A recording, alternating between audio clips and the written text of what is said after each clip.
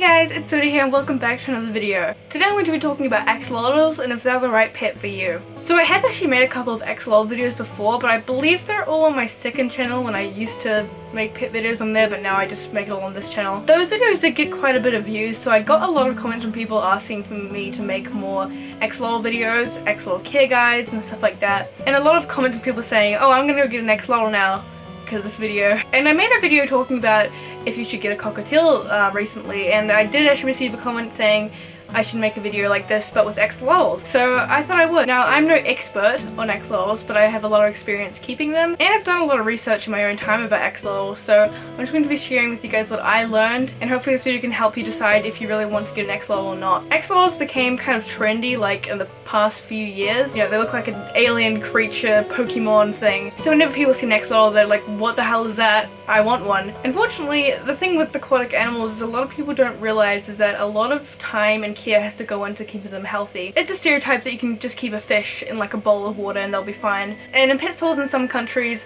don't really educate you on how to properly take care of an aquatic animal. So in case you don't know, axolotls are completely aquatic animals. They cannot breathe out of water. Please don't ever take your axolotl out of water. Unfortunately, people do this for some reason. Please don't do it. It's just horribly painful for them and just cruel. I think people get axolotls mixed up with tiger salamanders because when tiger salamanders are in their larvae stage, they do look pretty much identical to the axolotl, but they do actually eventually morph and turn into a salamander that can breathe out of water. But axolotls do not do this. They have to stay in water. They cannot morph. So first of all, you're going to want a tank that's at least 60 centimeters long and 30 centimeters wide. So that's like a 20-gallon long tank. They don't need tanks at all because they spend majority of their time just like sitting at the bottom of the tank. So a 20-gallon long is a good size for one axolotl.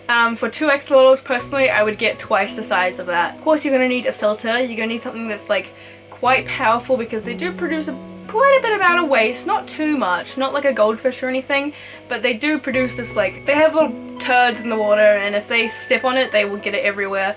They also can be a little bit messy with their food sometimes, depending on what you're feeding them, so they might get it all over the tank. So a filter would definitely help a lot with that, but you don't want something that has too much water flow because that can stress them out a bit. A filter that you can adjust the water flow with would be really good. For substrate, you never ever want to use gravel.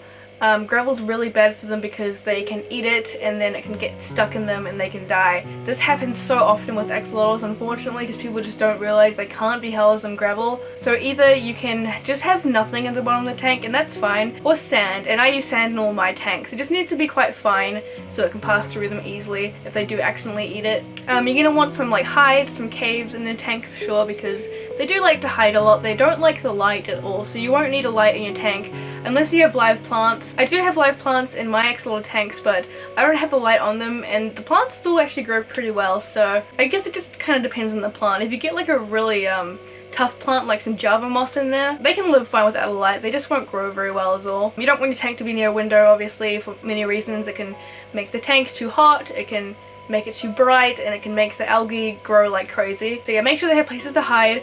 Some fake or real plants will be great. If you are using fake plants, you just have to make sure that they're like the silk plants that are really smooth and stuff, because there's a lot of like plastic sharp ones that can hurt them.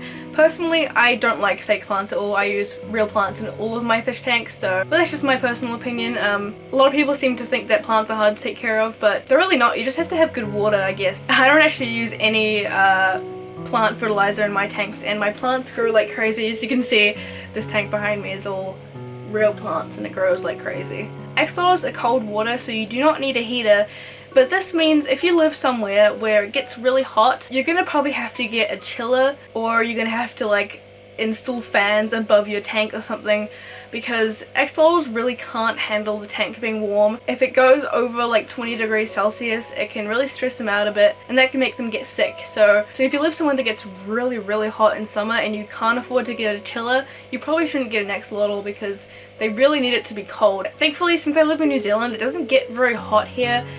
Majority of the time it's cold, so I don't really need to worry about that too much. But even sometimes during summer, it can get a little bit too warm in there, so I have to put some like ice packs in there, or just do like a water change with some nice cool water. But if you live in like an extremely hot place, ice packs and changing the water probably won't do a whole lot. You're also going to need some dechlorinator.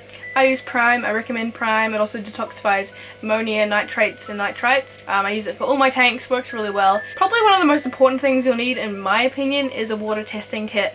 I feel like these are really important to have for axolotls, especially just because they're so sensitive. A lot of people don't realize your water has to be cycled before you can put your axolotl in the tank. Some people just say you just can let your tank sit there for a week and then put your axolotl in, but that's not going to do anything. You have to actually cycle it. And if you have tanks set up and cycled already, you can use some like filter media from your tanks already set up.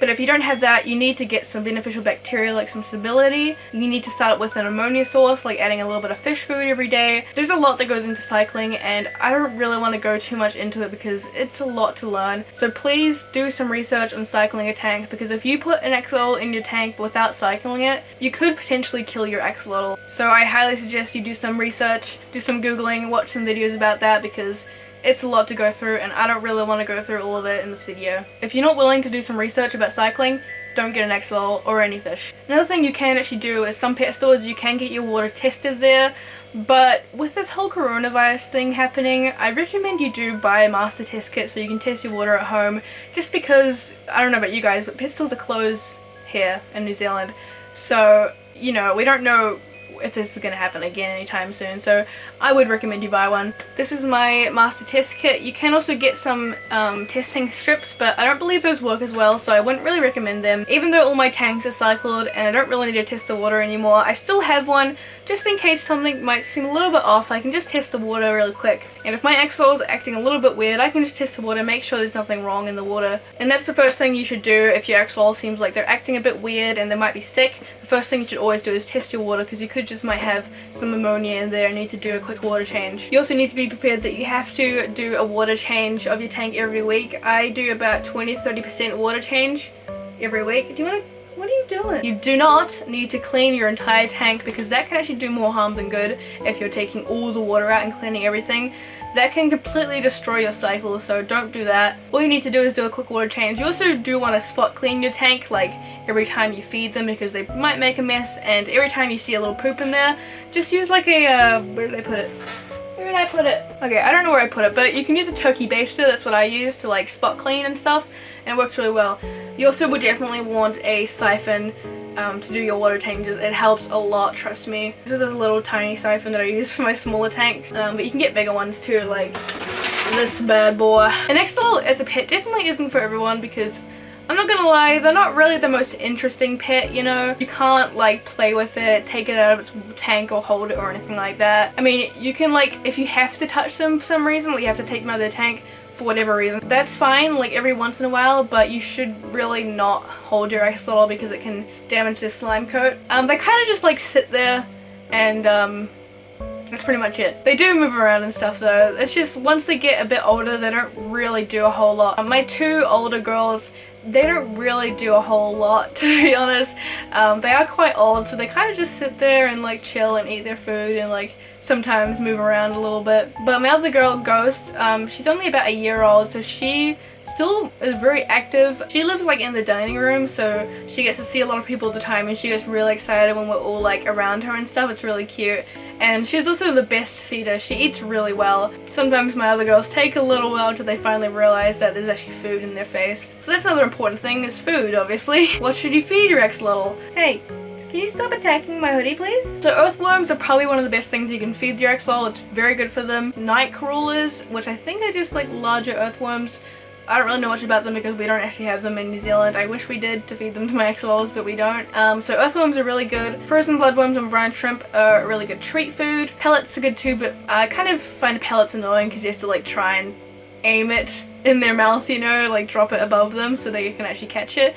Axolotls aren't very good at finding their food because they don't have the best eyesight, so you do have to like hand feed them or use tongs most of the time. You can actually teach them to eat like out of a bowl and stuff. I have done that before with Toothless. She used to eat like bloodworms out of a bowl, but she doesn't really do it anymore. I think she's gotten a lot older because she seems to be slowing down a wee bit. You know, earthworms are actually really hard to find in New Zealand. I know in other countries you can just like buy them from places, but you can't really do that here. You have to like find them yourself in your own garden, which can sometimes be risky. They could potentially have like parasites and stuff, but I don't think that is actually really common to affect your axolotls. If they did, you gotta make sure you have no pesticides or anything like that too. There's some places that sell it online, but they're really expensive, so the main thing I actually feed my girls is called fish fuel. I have no idea if you can get this in other countries, but this is what I feed them at the moment. It's got a lot of good stuff in there, but they are actually going to stop shipping in New Zealand soon,